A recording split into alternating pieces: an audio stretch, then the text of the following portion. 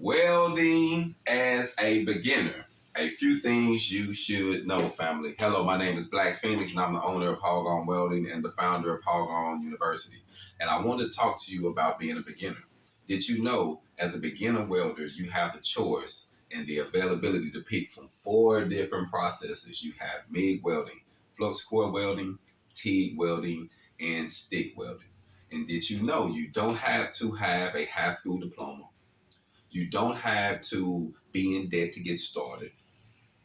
You don't have to um, jump through the hoops and hurdles that you thought you had to in order to get into welding.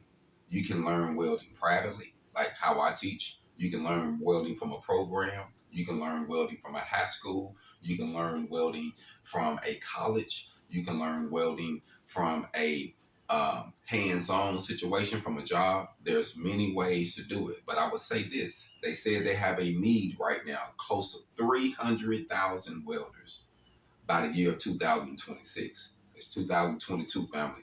So I think it's time for us to start getting to work. If you ever thought about being a welder and you ever been motivated, just say, man, how could I get started? There's many ways to get started. Use that phone you got in your hand and say, Google, where can I find a welding job close to me?